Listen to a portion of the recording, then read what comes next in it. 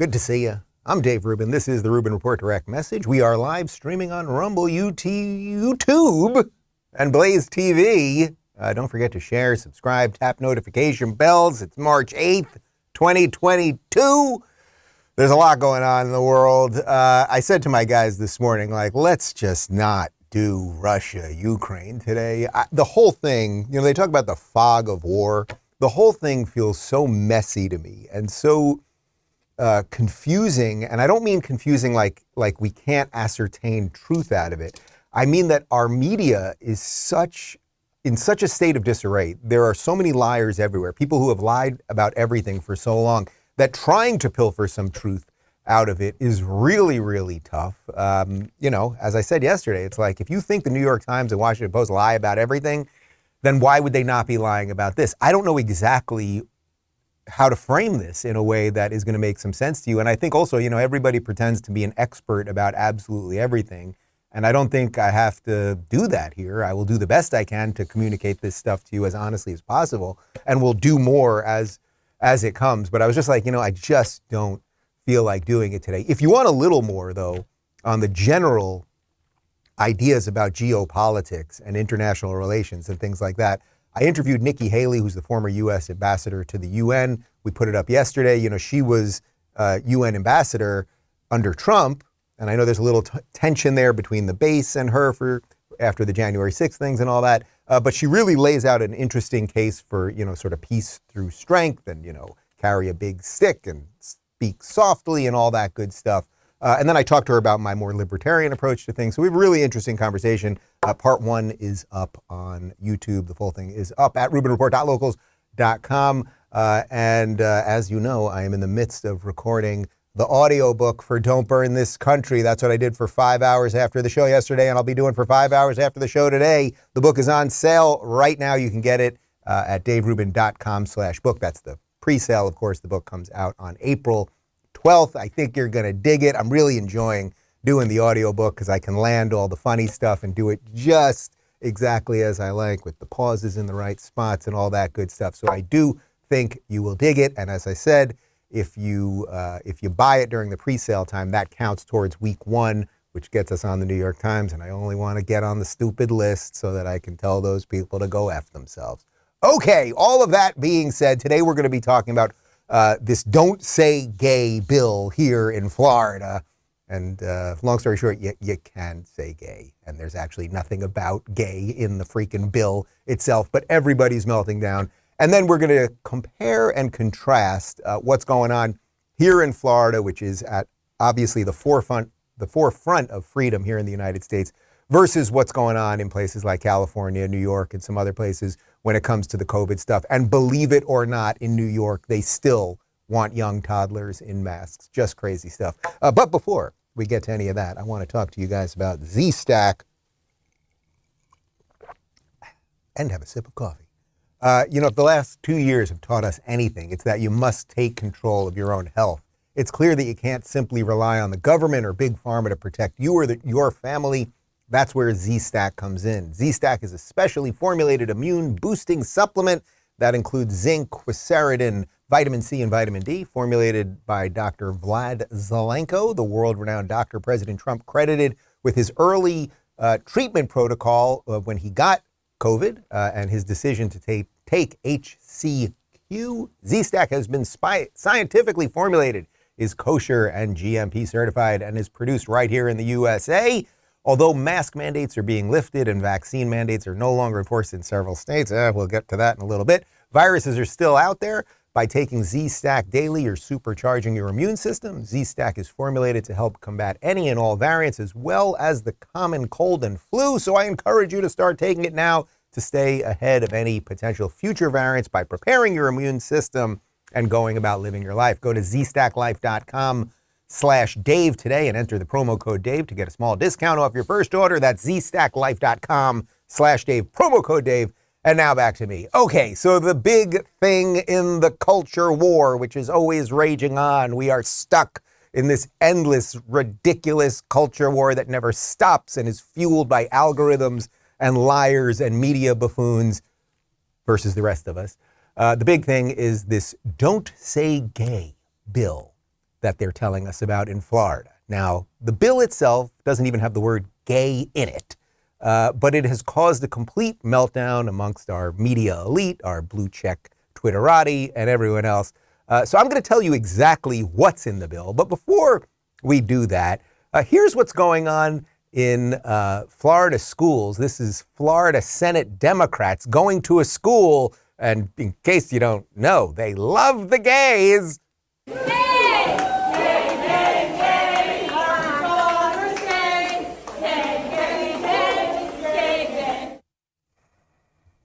These people are insane, absolutely insane. That's out of school. I think we should just play it again. What are they doing? These are supposed to be teachers.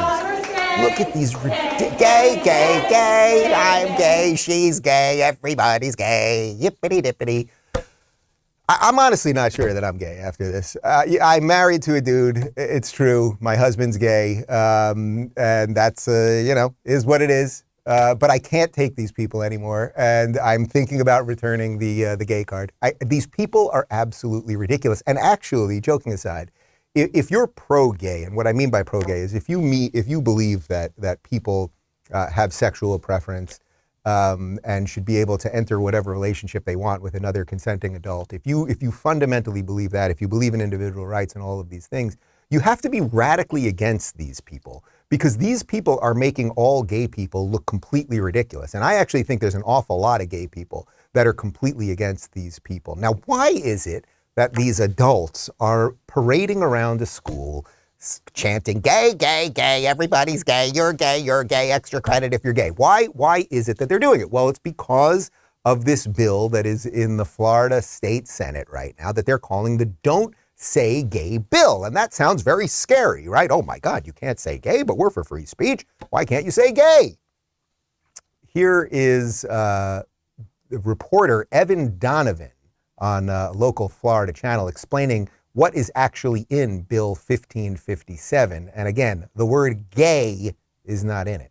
Officially entitled Parental Rights in Education, it forces school districts to adopt procedures that, quote, reinforce the fundamental right of parents to make decisions regarding the upbringing and control of their children.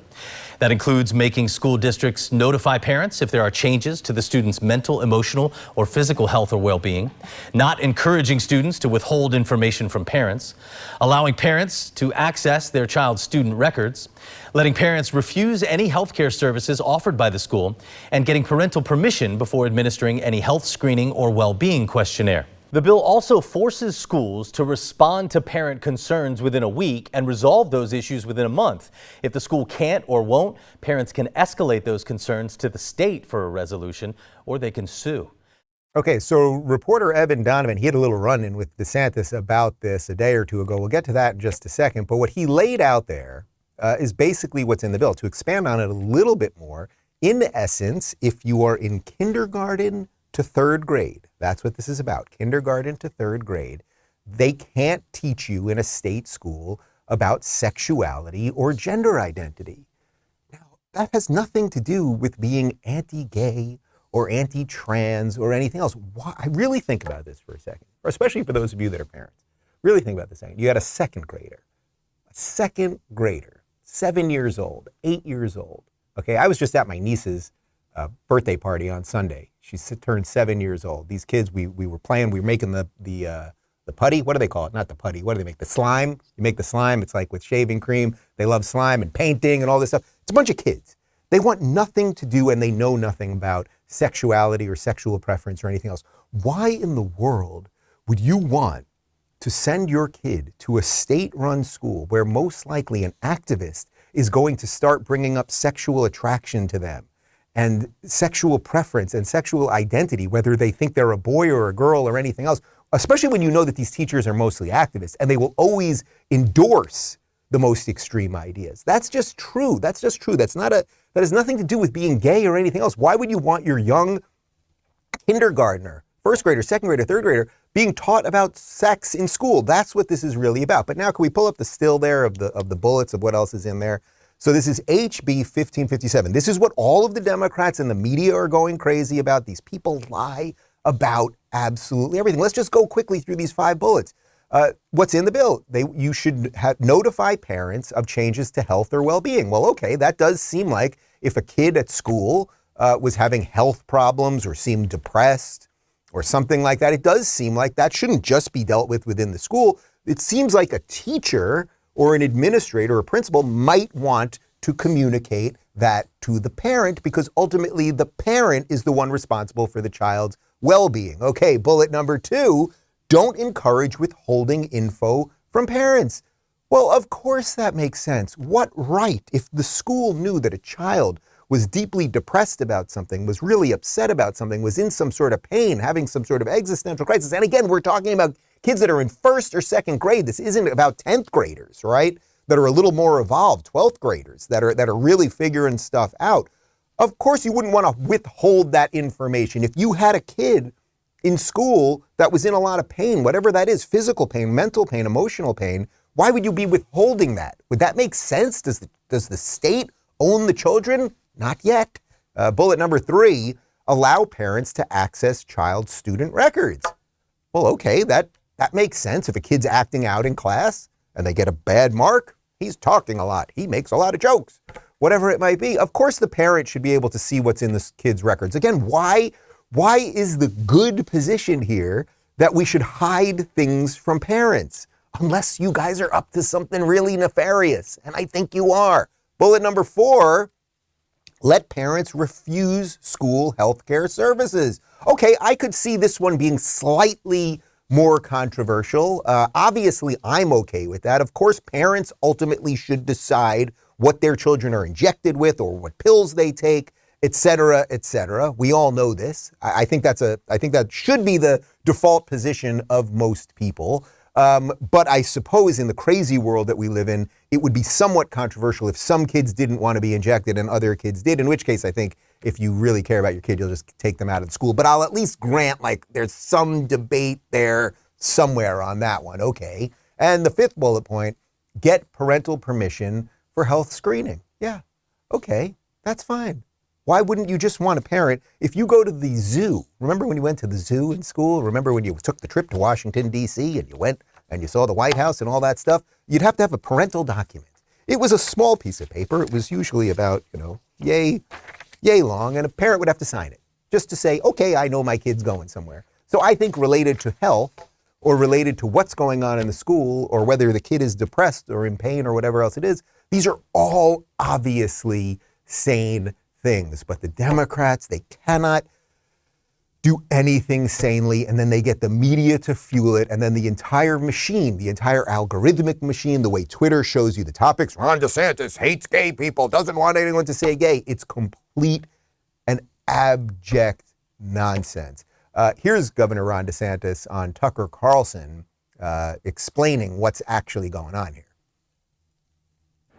Well, Tucker, none of the adults were wearing masks, and it seemed to me that someone told those kids they had to do it. So I just wanted to make it very clear they do not need to be doing it. Obviously, in Florida, it's a free state. You can do it.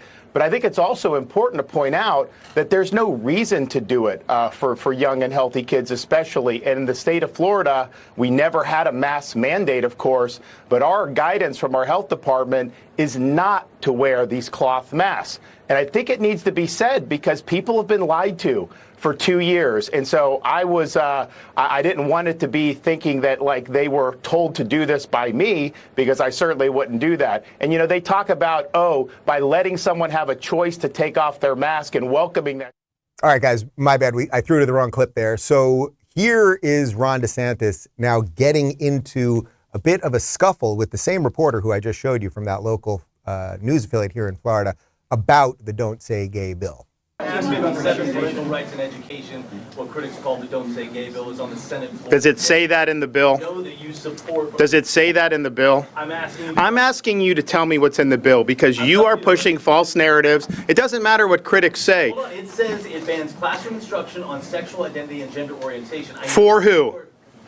For grades pre-K through 3. So 5-year-olds, 6-year-olds, 7-year-olds, and the idea that you wouldn't be honest about that and tell people what it actually says, it's why people don't trust people like you, because you peddle false narratives. And so we disabuse you of those narratives.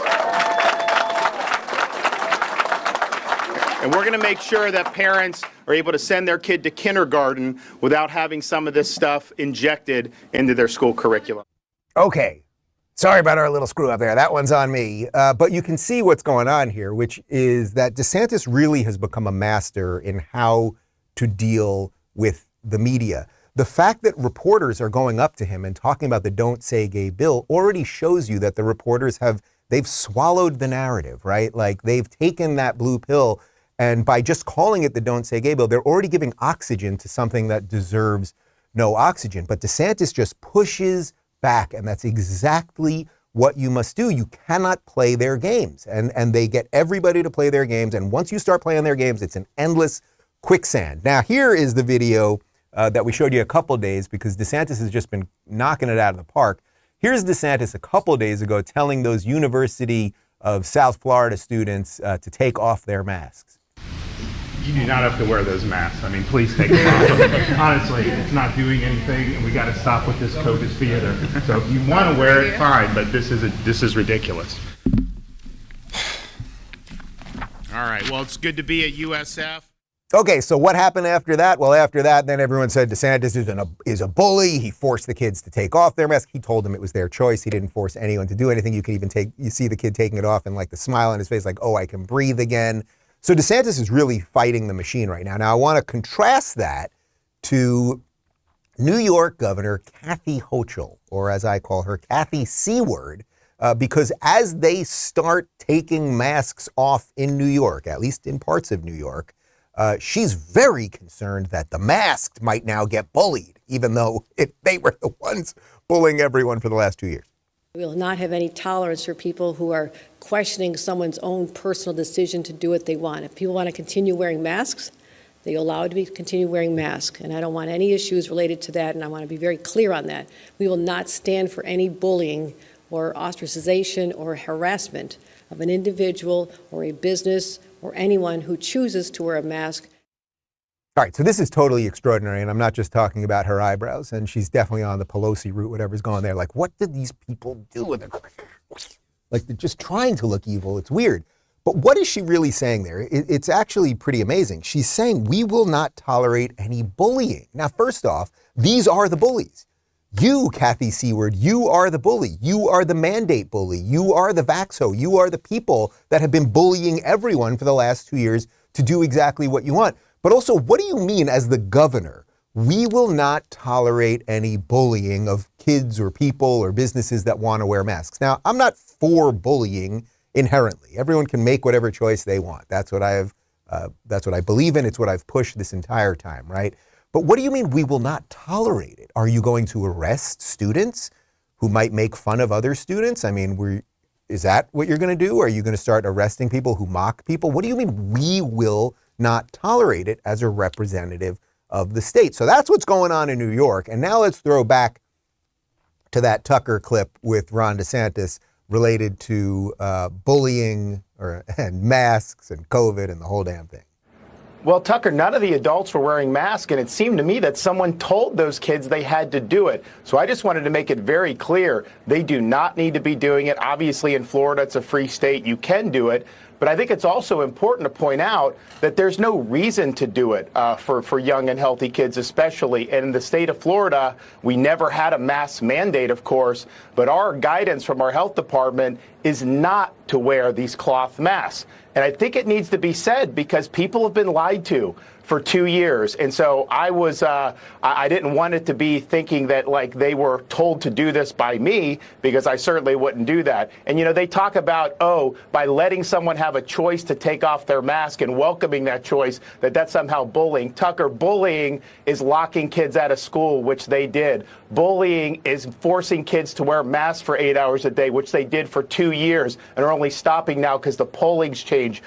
Bullying is kicking people out of work because of vaccine mandates. We fought all of those policies in Florida. We lifted people up and we liberated them from local school boards and governments that. That's my governor. Do you see what they do? They are the bullies. They are the hysterical authoritarians. They're the ones who have ruined so many people's lives and broke these young people to the point that even now, today, you still see young, healthy high school kids wandering around in masks because of the fear that these people have put on. So telling people, hey, you don't have to wear the mask, that's not the bullying tactic. They are the bullies. They do all the bad stuff and then they call everyone else bad guys. We have to really understand what that is so that we know how to behave better when it happens. And DeSantis really is becoming a master of it.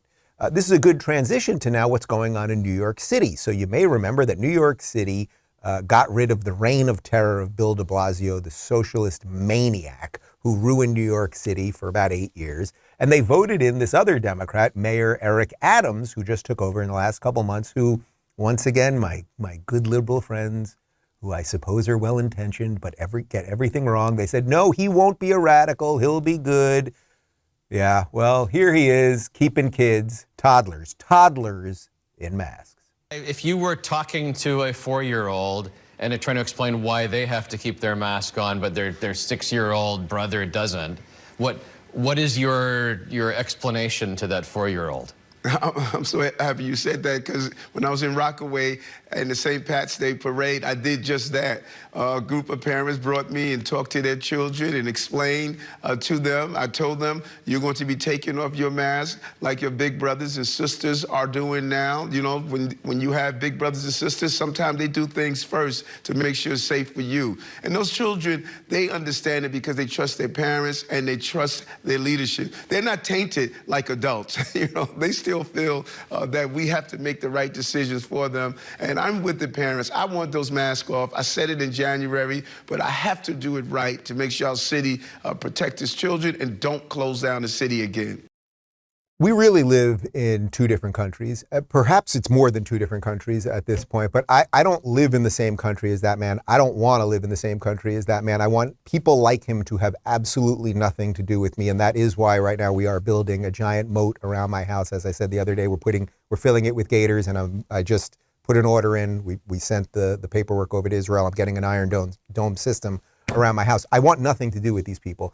Now notice, of course, let's just do the easy stuff up top. He didn't say one thing about science, right? So there is 100% no science that has come out anywhere that says that toddlers, he's talking about 2- and 3-year-olds, have to be masked while their older brothers who should do stuff before them, while they don't have to be masked. Okay, so there's no science. So he quoted no science there. And then the line that really gets you. These kids, he's talking about these toddlers, they're not tainted like adults. Think about what that means.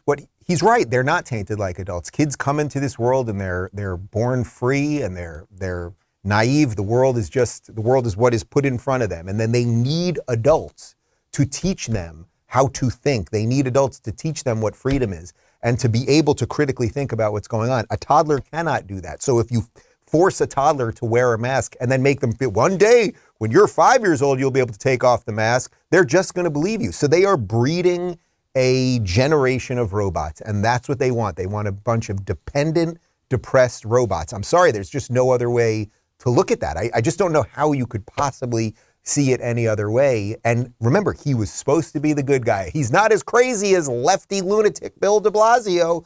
That's what they said. And I'm sorry, if you now have a child that's 3 years old and you are living in New York City under the rule of that man, you're a child abuser in essence. I don't see a way around it. You're a child abuser. You are letting the state abuse your child, put your children in masks. We know kids are getting mouth sores. It's causing delayed speech and depression, all of the stuff.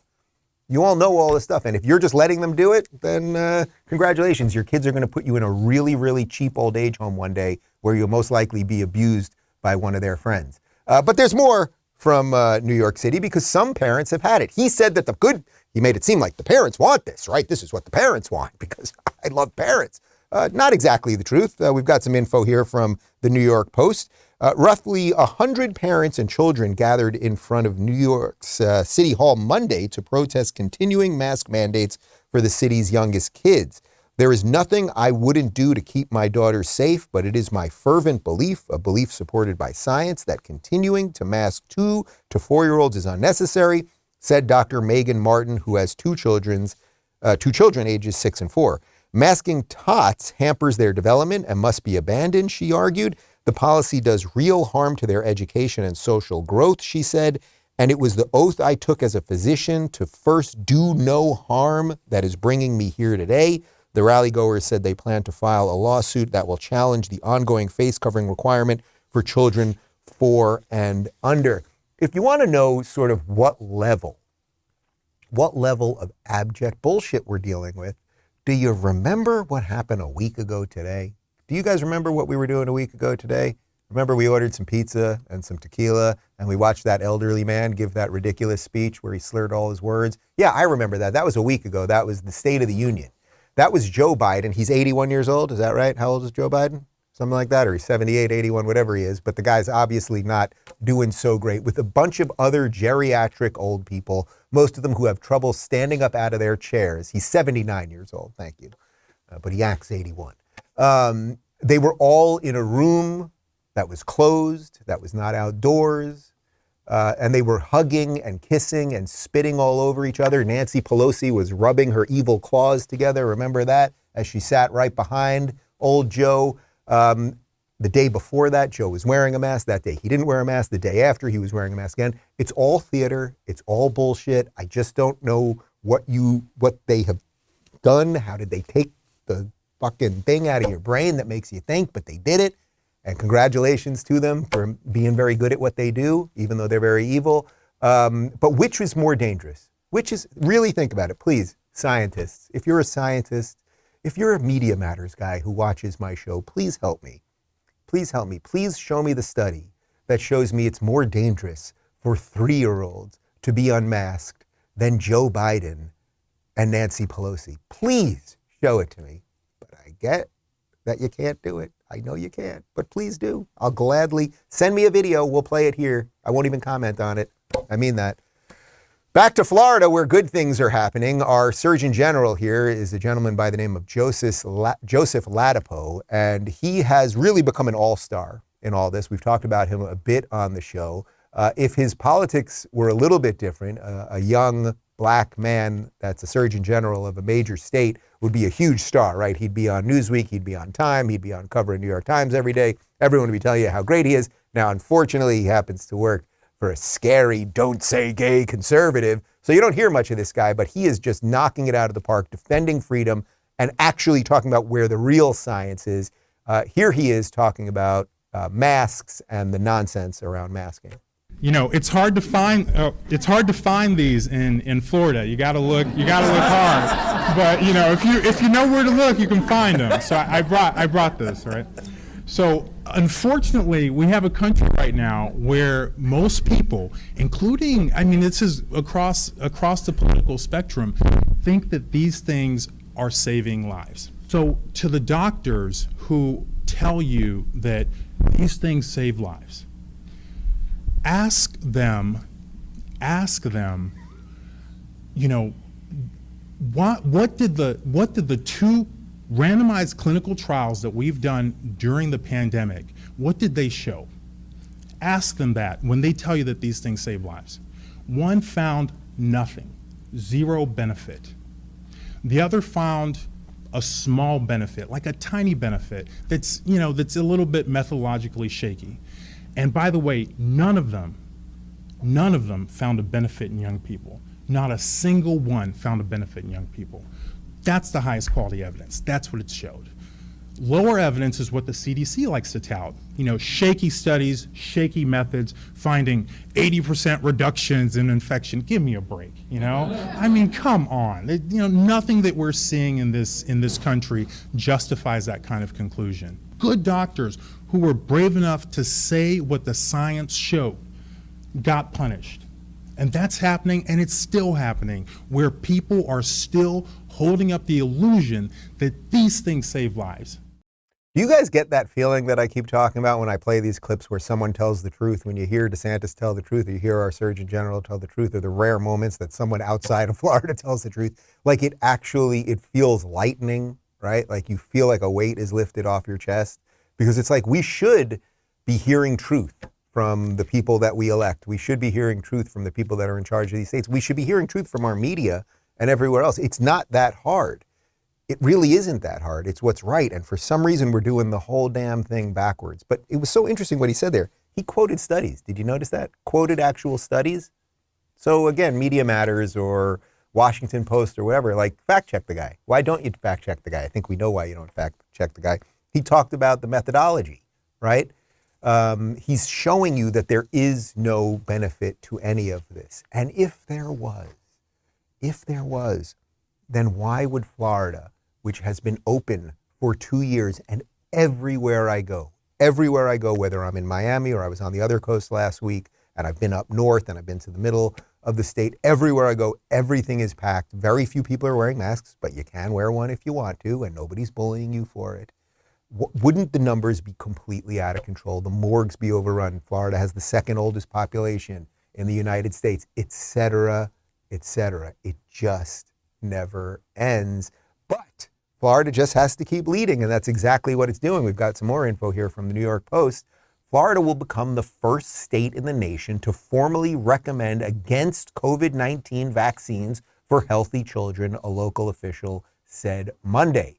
Florida Surgeon General Joseph Ladapo, who you just saw there, announced the move, which would defy guidance issued by the Federal Centers for Disease Control and Prevention, and that all children ages 5 to 7 should be vaccinated. Now, it's funny because what Florida does, everyone ends up doing 2 years later. So most likely, this is what's going to happen everywhere else. We shall see. But it's like, this is what I mean about two countries. This is absolutely what I mean about two countries. It's like you can either live in a place where you have a New York City mayor telling you that we're going to mask 2-year-olds for no reason other than I think he wants to abuse children. I cannot see it any other way. No science supports it 2 years after two weeks to flatten the curve. So you can either live in that city or you can live, his governor, Kathy Hochul, in a place where she's now mostly worried that the masked are going to be bullied. These people they're so backwards, it's extraordinary. Let's give Dr. Ladapo a little more credit today. Here he is talking about the new guidance here in Florida, and he is not happy with Fauci and the CDC. It's really been a tragedy that my colleagues, my physician colleagues, have decided that it's more important to stick with whatever the CDC or Dr. Fauci is saying than relying on their clinical wisdom, experience, and scientific expertise, which is what doctors usually do. So now doctors who practice medicine in the way that they think is most appropriate for their patients, when they receive pushback from hospitals, we have an avenue for them to file a complaint with our Agency for Healthcare Administration that the hospital is interfering with their ability and their clinical judgment in terms of what's best for their patients. Isn't it also the tone that he talks with, where it's like, oh, it actually just kind of feels honest and it doesn't feel like he's a bullshit artist or trying to control you? It's not just that he's talking about the studies and that it's couched in the idea of that we should all make choices for ourselves and doctors should follow the science, not follow Fauci. It's also just like the general feeling like he comes off as a decent guy. Now go back later and watch that video of Kathy Hochul again with the crazy eyebrows talking about bullying when she is the biggest bully in all of New York. I just want nothing to do with these people, in case that is not clear. Couple comments from RubinReport.locals.com. Owen says, every day DeSantis pushes me further and further to finding a job in Florida. Yeah, look, I assume if you're a member of the Rubin Report community, you're going to vote the right way. But like, there's room in Florida. There's a booming economy here, which is not happening in the rest of the country. We want more good people here. I think I mentioned this the other day, but when I saw DeSantis speak at an event a few days ago, he mentioned that when he came into office, there were 300,000 more registered Democrats than Republicans. He's only been in office for a couple of years, and now there are about 100,000 more registered Republicans than Democrats. So there's a huge sea change here. And it's not because people hate science, and it's not because people hate gays or anything else. It's because people want to live freely. So get a job here, move your family here, bring your resources and your love of life, and let's keep making this place better. Yeah, awesome. Gellerish says, when I was in 3rd grade, I still thought girls had cooties. Wait, girls don't have cooties? I was not informed. We're going to have to get a fact check on that one. Yes, these crazy people like legitimately crazy people. I mean, you just really have to think about it. And maybe I'm sort of on this because I just, as I said, I went to my niece's 7-year-old birthday party at this place, and we're making the silly string, and we're painting, and we're playing these squishy balls, and they like the poppets, you know, these things. They like, it's interesting because kids right now, they seem to all love this tactile stuff that you actually touch or pull or mush around in your hands. And I think that's partly because they're on iPads all day long, and they're at screens all day long, and Zoom and all that. So kids in reality, they want some reality. But the idea that you would start talking to 7-year-olds about gender identity or sexuality, it has nothing to do with them.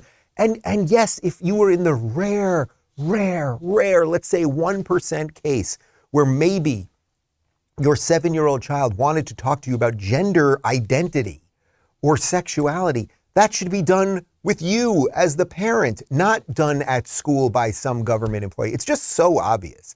And it's just another one of those things where they have lied, and they're so over the top in their lying, and they confuse so many people. It's just so twisted. It's so twisted. Man, what are we going to do about it? Abe says, what do you suggest for those of us in blue states that are still sane but cannot afford to just pack up and leave? Well, first off, I've got the jar right here, and I have mentioned New York a couple times, so I'm going to put some more cash in the jar. This is the Leave Cali Fund, and at the end of the year, I am going to give a whole bunch of cash, and I'll throw in a couple extra $1,000 myself to just move somebody. Like, I just want somebody to get the hell out of California and come here to Florida. You don't have to come to Florida. Realistically, it's someone that comes to Florida. Maybe you can go to Texas or Tennessee. But I just want to give someone here. I'm putting in another $5, okay? Because I just want good people here. But your question's a good one, because look, it's very difficult to move. People have all sorts of their own issues, right? Like, you might have family, elderly parents, you might have young cousins, whatever it is. Like, you might have a business that you started there, although if you have a business that you started in a place like California, it's probably not going that well. But we all have our own considerations. That's the point. I mean, trust me, when I decided to make the move, David actually was not as enthused as I was at first. I had to make sure that my entire team wanted to come with me. I was a little worried about that. Once I said it to everybody, they were like, yes, let's go tomorrow. Okay. So it all kind of worked out, but it's just not easy to move in general, and it costs a lot of money to move all your stuff, and you have to rebuild a network of friends and rebuild a business network, and you have to find a new dentist and a new hairstylist and all of those things. Like, it's not the easiest thing, but I would say at this point, the country is so broken and so split, and I just don't know. I don't say this with glee, but I just don't know what makes us the United States of America anymore. I don't want anything to do with anything that goes on in California. And I don't want any of those bad ideas infecting this state. And the good states are going to have to continue to figure out, how do we protect our freedoms in the face of this never-ending federal encroachment, in the face of big tech lies and media lies and everything else.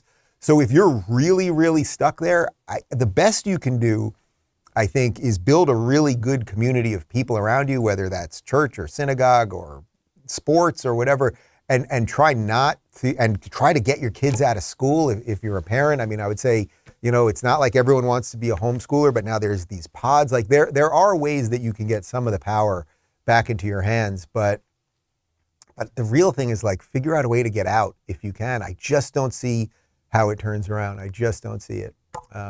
And by the way, that's not really depressing. It's not. This is the way it was all set up to be. And it's just becoming more and more stark. And enough people are going to move. And then, of course, the blue states will declare war on the red states because they're going to be jealous of the freedom and the success and all that. But I think we got a couple years on that one. Anywho, guys, don't forget to pre-order Don't Burn This Country at daverubin.com/book. I will be spending the next 5 hours reading chapters 4 through 6, I believe. And the audiobook will be out as well on April 12th in the year 2022. As always, you can play along in the live chat at rubinreport.locals.com. And part 1 of my interview with Nikki Haley, former U.S. ambassador to the UN, is up on YouTube and on Rumble right now. The full thing is already up on Locals, totally ad-free. And as I said, we get into the Russia-Ukraine thing, but I tried to do it at sort of a high-level thing, not every little nitty-gritty. We did some 101 stuff on the history of the area and Putin's ambitions, but then really what we talked about was policy. Like, what are sane policies? What are ways that you can have a foreign policy that makes sense so that your interests are protected, so that you're not encroaching on other people, but you can also do some good things in the world? How do you blend that with, a more libertarian approach of just stay out of people's way and let other countries do what they want? I think it's a really interesting conversation, and I'm fairly certain you will dig it. On that note, I have to stop talking for an hour because I got a long afternoon of talking. Hope you enjoyed the show. Have a great day. We will be back tomorrow.